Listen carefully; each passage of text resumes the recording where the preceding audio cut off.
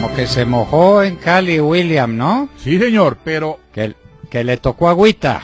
nos tocó agüita y a pesar de, bueno, le saqué, como que le fue bien a los chamanes, pero le fue muy mal a Juanpa porque la gente salió toda. Y la verdad es que uno se ponía a observar el fervor y la rabia que siente la gente al sentirse como que el presidente diera la impresión de que aquí todos somos bobos. La indignación ¿Sí? es un sentimiento de indignación, y la indignación es uno de los motores más positivos de la historia. La indignación ha producido tantas cosas: la libertad de los pueblos, la caída del antiguo régimen. Eso fue indignación, no contra el pobre de Luis XVI, sino contra 800 años de abandonos del pueblo y de abusos de una nobleza que dominaba a sus anchas y hacía lo que le daba la gana. La indignación ha cambiado la historia del mundo muchas veces. La indignación contra los nazis y contra los fascistas y contra los comunistas. La indignación de la gente que no se resiste a ser dominada y maltratada por una casta de bandidos. Eso no lo resiste nadie, William, eso no lo resiste nadie.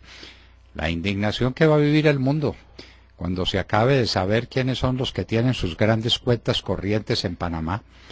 Ahí sí, salió una lista Panama larga, Papers. ¿no, William?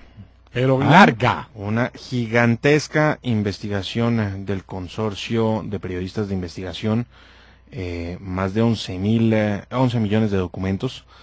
Y bueno, falta mucho por conocerse. Hasta ahora se están empezando a revelar Un pariente de los Gustavo primeros Petro datos. está ya metido en la sin salida. No, lo que va a aparecer. Sí, señor. William, eso, le voy a decir una cosa y es muy dura. Eso acaba con Panamá. Ese Centro Financiero Internacional de Panamá vive del secreto. Vive de que no se conozca lo que pasa en Panamá. Panamá es un refugio de capitales, muchísimos legítimos, muchos legítimos, y muchos también indebidos. Pero ante estas cosas salen corriendo todos. Sí, además porque es una filtración de los documentos de una sola firma de abogados que se encargaba, pues una de las muchas que hay en Panamá constituyendo empresas.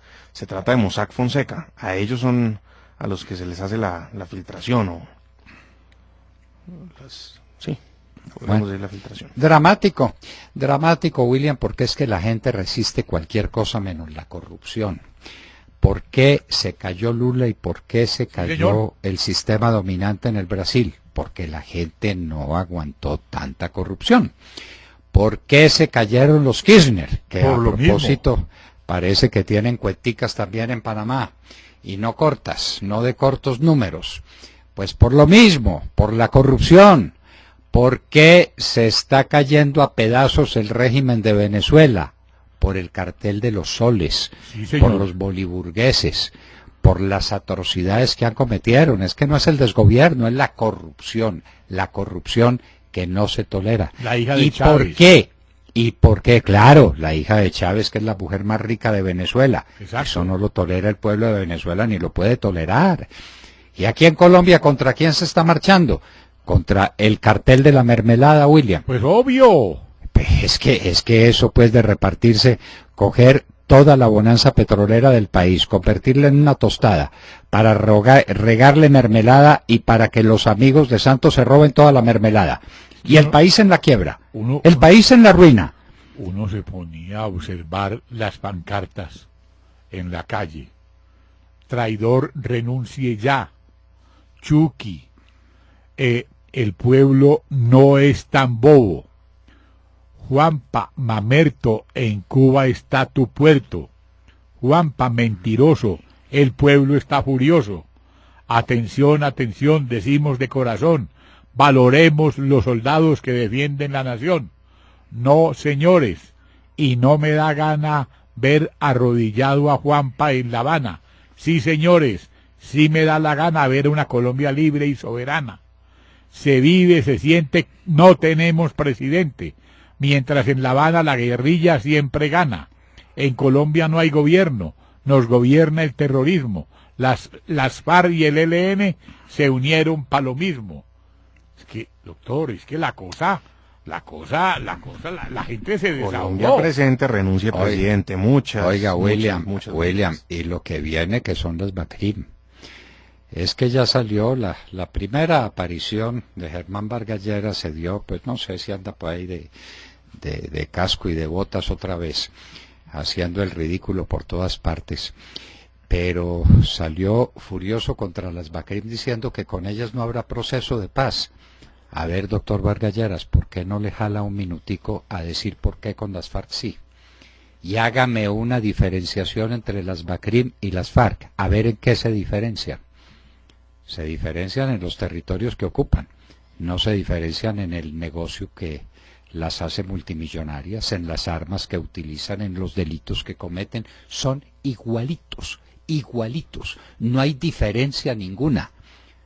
Óigame, William, ¿y esas BACRIM paralizaron 5 departamentos del país? Pues claro, doctor, ¿y entonces dónde está el ejército? Se pregunta todo. Claro, pero ahí está el problema, William. El ejército no los puede combatir por el tema del derecho internacional. Esto es un tema de la policía y a mí me parece que pues no se han preparado las herramientas, que quedó esto en evidencia. Salvo cuando reconozcan que las BACRIM tienen la misma condición que tienen los bandidos y que son parte de un conflicto en el que tiene que intervenir en el ejército. De otra manera estamos perdidos. Las BACRIM enfrentadas a la policía y Colombia está perdida. Así, sencillamente, de ese tamaño es. Y Montserrat habla del famoso secuestro. Es que aquí pasan cosas, pero como la gran prensa quiere ocultar cuántas personas estuvieron secuestradas un día entero. 30, creo que fueron 30 personas, ¿no? Si no me equivoco, y un día entero, fueron 12, bueno, pues sí, 12 horas. Pero el tema aquí es el desgobierno absoluto, ¿no? O sea, esto es Paz Colombia, y por eso protestaba la gente ayer. Precisamente por eso, porque los niveles de inseguridad se dispararon. Y yo insisto, al colombiano, ¿qué más le da que sea una BACRIM o que sean las FARC o que sea el ELN el que secuestre? El punto es la inseguridad, el secuestro, la manera en la que tienen que vivir los colombianos. Ese es el tema, ¿no? Y ese es el tema que el gobierno no quiere enfrentar. Por eso no habla y no opina y no dice nada sobre la marcha, por lo menos el presidente. Pero, ¿no? Montserrat, pero hay una cosa muy clara y es la siguiente. La marcha promovida en Colombia por el expresidente Álvaro Uribe Vélez y por todos los colombianos y desde estos micrófonos por el doctor Fernando Londoño Hoyos contra Juanpa no se quedó aquí para consumo interno, porque aquí no ha habido mayor difusión, cierto, sino que tuvo connotación mundial. Sí, señor, eso es así. Yo le puedo traducir algunos titulares que estaban en inglés, que decían: ¿sí? Colombianos protestan por el proceso de paz contra las FARC. Miles de colombianos protestan contra las políticas del gobierno de Juan Manuel Santos. Miles de personas a través de Colombia protestan contra Santos.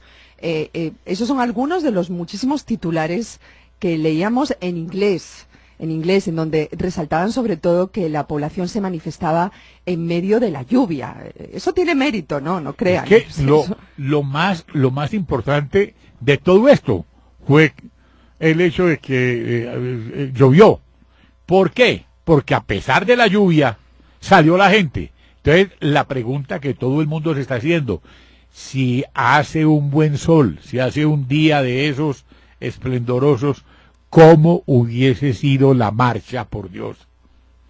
Por Dios. Sí, pero lo que pasó fue apoteósico, William. Aquí pues no hay que decir es que llovió mucho. Sí, señor, llovió. ¿Y qué? ¿Cómo fueron las concentraciones? A ver qué político las hace. A ver, este Chisgaravís de Benedetti que dice que eso no tuvo importancia. ¿Por qué no organiza una marchita? A ver, lo desafiamos a que organice una marcha.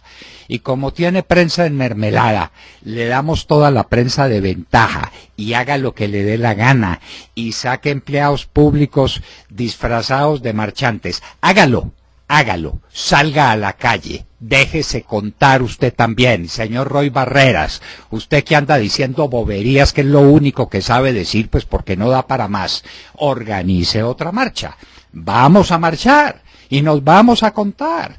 Ya los colombianos que están en contra del gobierno se dejaron contar, y hay que ver lo que fue aquello, una apoteosis, para que salga a decir el comandante de la policía que el promedio de marchantes fue de 3.000 por ciudad.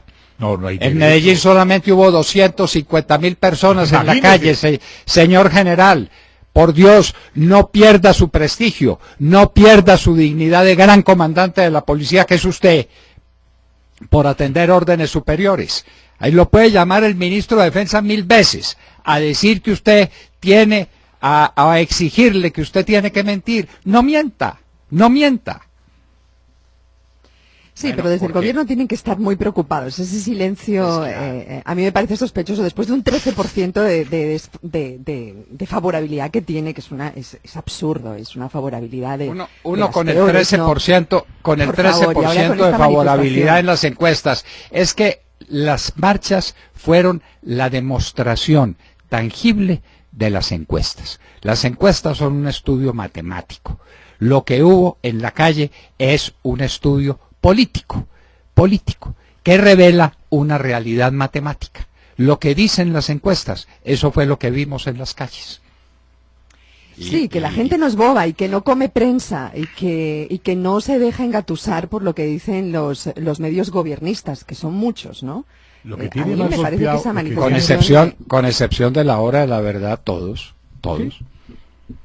Lo que tiene más golpeado a Juanpa son la Associated Press, Associated Press. Reuters, France Press, Telemundo, Sí, eso le afecta al Nobel, tiene usted razón, William, CNN. eso Juan sí, Carlos sí. Martínez hizo un despliegue enorme con todos los fierros desde Sí, Colombia. señor. No, pues es que el Corrier de la Sera. En Rusia también se hizo eco. Pero William, lo mejor que ha llegado a Colombia viene desde España, desde Néstor Lazo, que es un representante del Centro Democrático en España, que no hizo sino recopilar la información que a él le llegó desde Colombia. Ah, bueno. Y claro, que obviamente los medios de comunicación se tragan y que no quieren publicar, porque lo importante es que ya no habrá racionamiento eléctrico. Porque Ecuador nos está sosteniendo que, hombre, es que no les da pena. ¿Qué pasó? ¿Cuántas centrales hidroeléctricas ha construido este gobierno? Pues ninguna. Nada. No ha construido una cárcel, no ha construido un hospital, no ha construido una universidad, no ha construido nada. Se lo robaron todo. Y no son capaces de construir una central hidroeléctrica. ¿Cuándo viene el próximo apagón?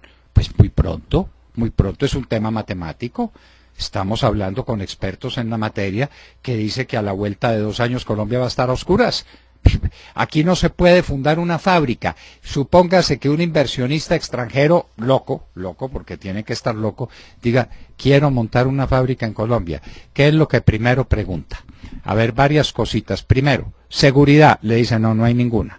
Aquí matan a la gente en la calle, aquí la asaltan, aquí se roban los camiones cuando van para puerto y vienen de puerto. Bueno, eso es lo primero que pregunta. Segundo que pregunta, el régimen tributario. Y le dicen, no, usted tiene que pagar de impuestos más del 70% de todo lo que produzca. Ah, caramba, qué cosa tan complicada. Régimen tributario. ¿Y qué es lo tercero que pregunta la gente? A ver, ¿qué es lo tercero que pregunta? La energía. Claro, el costo. ¿De qué energía dispongo? ¿Y qué le van a contestar? No hay energía en Colombia. Este gobierno no construyó una central eléctrica y Colombia está condenada a un apagón. ¿Qué dice después de eso? No, cierre, mire, no me diga más y no pregunto más, que allá no voy. Entonces este martes se reanudan los diálogos en La Habana, luego del fracaso del 23 de marzo. Luego ¿Pero de en La la Habana caída con quién? Perdóneme, ¿en La Habana con quién? ¿Con las FARC o con el ELN? Con las FARC. o con las BACRIM. Ya empezarían las negociaciones secretas con las BACRIM. Pero si son lo mismo, hombre. Pero claro que sí, Montserrat, pero una para todos y ya, y acabamos. Claro, pero la negociación con las BACRIM ya empezó o no empezó. No. Porque cada vez, ¿cuántas veces negó Santos las negociaciones con las FARC? ¿Cuántas veces dijo, no, señor, la llave de la paz está en el fondo de mi bolsillo? Y allá tenía a su hermanito tomando trago con Timochenko en La Habana.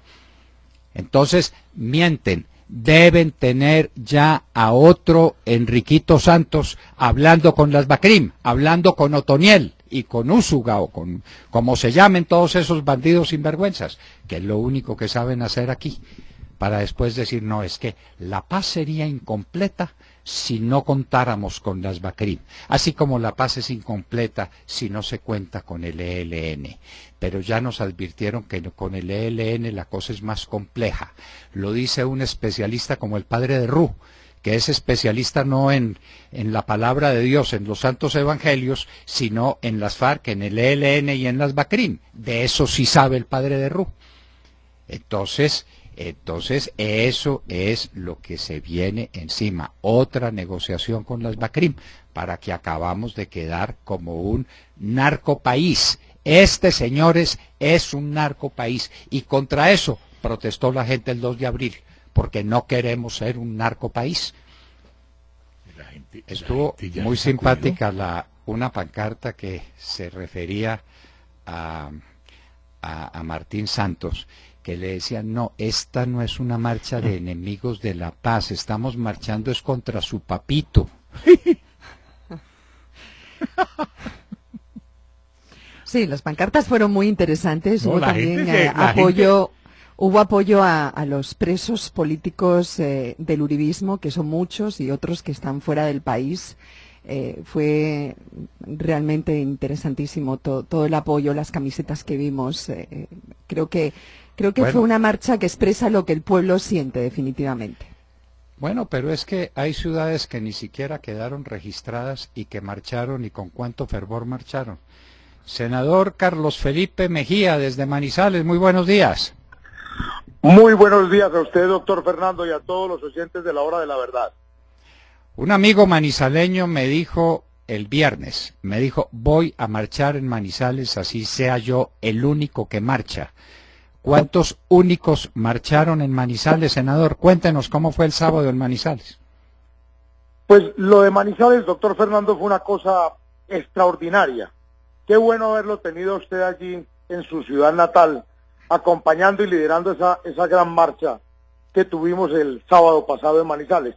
Pero le voy a contar esto, doctor Fernando. Claro que vi las fotos y lo vi marchando allá en Bogotá, usted con la camiseta azul defendiendo allá a los soldados y policías de la patria tan maltratados por este gobierno de Juan Manuel Santos.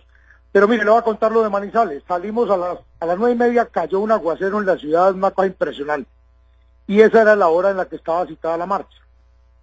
Afortunadamente, unos 25 minutos después, escampó y fue multitudinaria. Salimos del Parque de la Mujer o Parque Luz Marina Zuluaga, antiguo Parque de los Enamorados, y desde allí marchamos hasta el Parque Ernesto Gutiérrez, que era como estaba programada la marcha.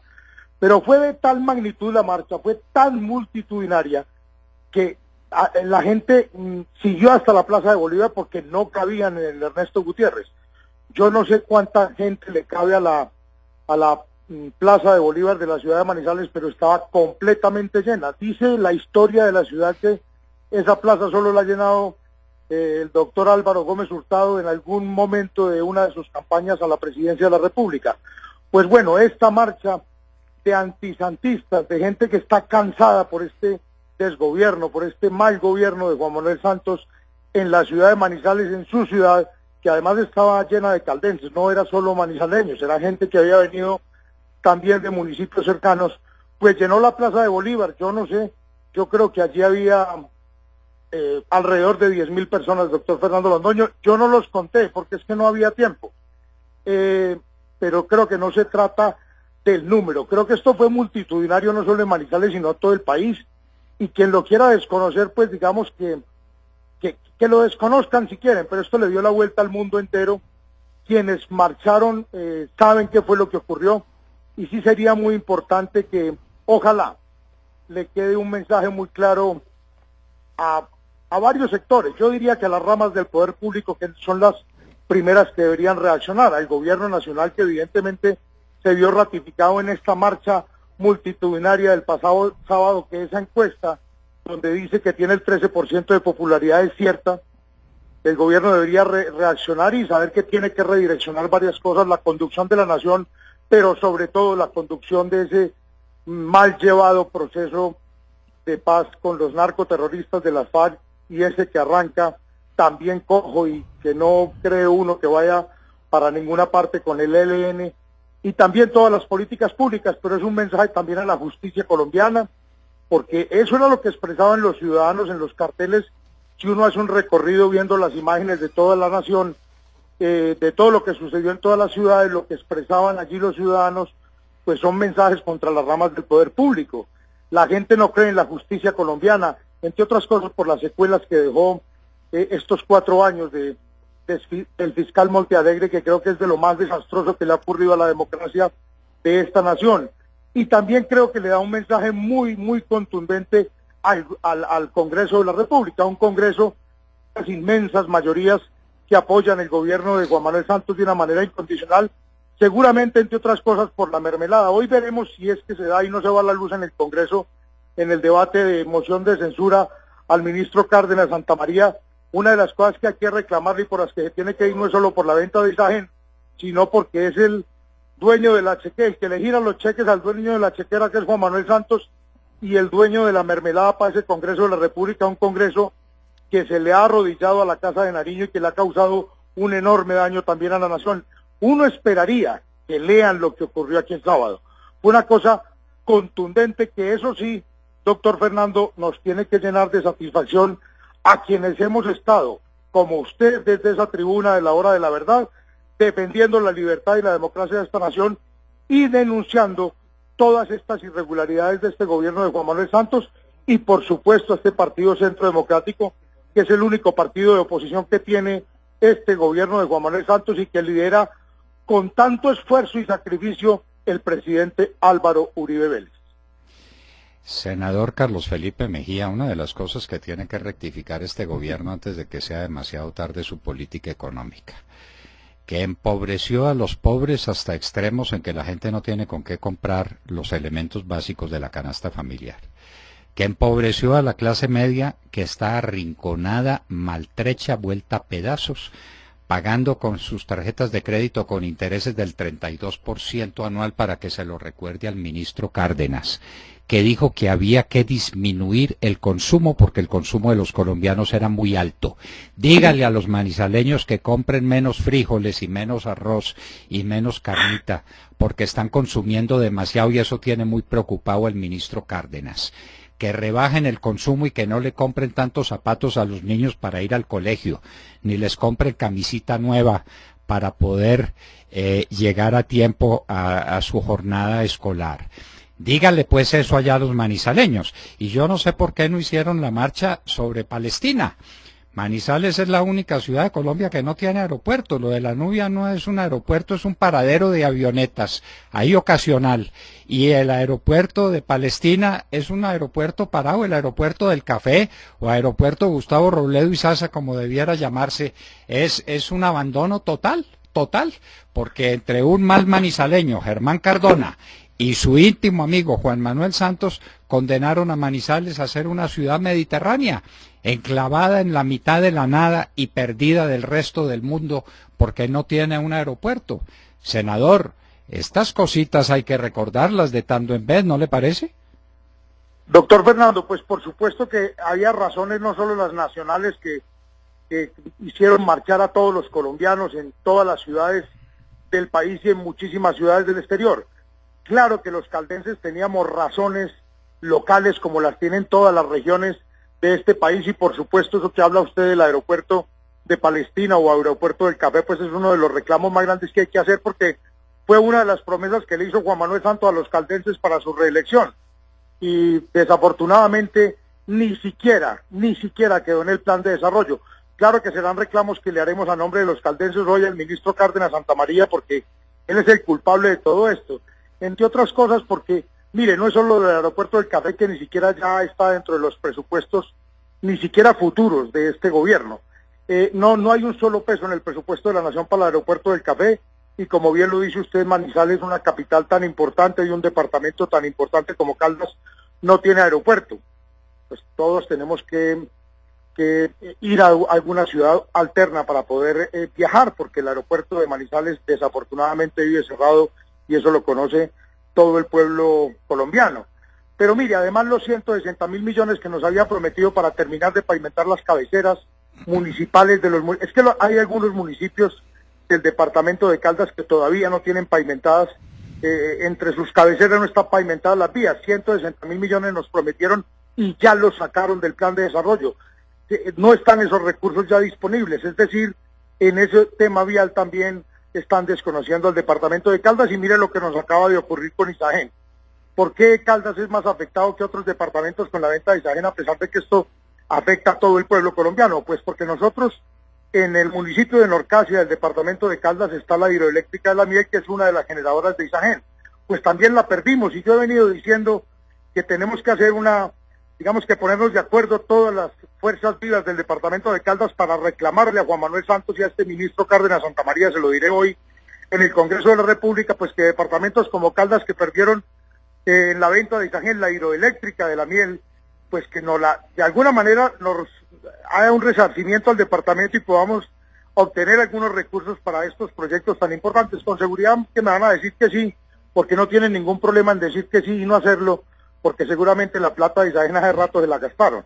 Entonces, pues los reclamos los estamos haciendo. ¿Y qué decir de los cafeteros, doctor Fernando Londoño, que han sufrido los rigores de este fenómeno del Niño y que se les ha perdido la traviesa? En el departamento de Caldas hay cafeteros que lo han perdido todo, que ni siquiera vale la pena recoger la traviesa, porque es mucho más lo que cuesta la recolección que lo que obtendrían por el café. Y no hay una sola medida del Ministerio de Hacienda y del Ministerio de Agricultura para salir a ayudarle a los cafeteros colombianos, y sobre todo a los de mi departamento, pero también de Risaralda, Quindío, Antioquia y de muchos otros departamentos del país que sufrieron los rigores entonces hay un gravísimo problema de pasillas y un gravísimo problema, se dispararon los niveles de broca en muchísimas de las fincas cafeteras colombianas, y no hay una sola medida del Ministerio de Hacienda y de Agricultura. Entonces, lógicamente, el abandono a la caficultura colombiana también será un reclamo que le haré hoy al ministro de Hacienda en nombre de los cafeteros colombianos y, lógicamente, de los caldenses, porque creo que es una de las faltas más graves que ha cometido este ministro, que todo se lo debe esa familia a la caficultura colombiana. Pero bueno, de espaldas a la realidad de los colombianos, como ha gobernado Juan Manuel Santos, pues eso fue lo que vimos el pasado sábado de manera multitudinaria en todas las ciudades donde salió la gente a marchar, doctor Fernando López. Senador, ¿cuánta gente puede calcularse entre el Parque de los Fundadores, pasando por el Parque Caldas, llegando a la Plaza de Bolívar, sabiendo que toda la carrera 22 estaba llena, completamente llena, y se llenó la Plaza de Bolívar? Calcule. No, pues yo le digo a usted que digamos que meterse uno en ese tema de si eran 1.500, como dice algún medio de comunicación, o eran 15.000, como dicen otros, pues digamos que eso no es lo importante. Los manizaleños, los caldenses que fueron a marchar, los que se pueden meter a las páginas del Centro Democrático o de cualquiera de los que estuvieron en las marchas, o de nosotros que estuvimos aquí, ahí están las fotografías, claro, los videos de todo lo que ocurrió, y eso es inocultable.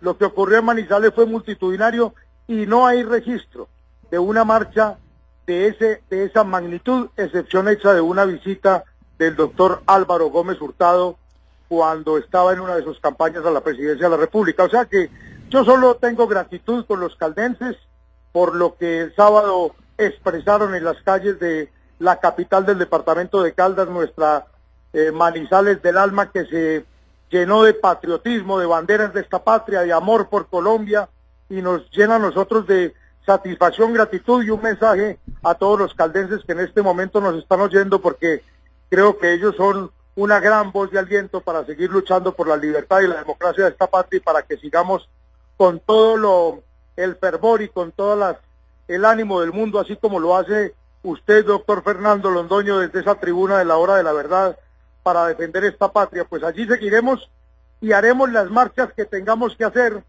para recuperar esta patria de este nefasto gobierno de Juan Manuel Santos, que lo único que ha hecho es privilegiar a estos narcoterroristas de la FARC, ahorita los del ELN, y triplicarle su enorme negocio de producción de coca y de internacionalización del narcotráfico y de generar inmensas fortunas de manera ilegal.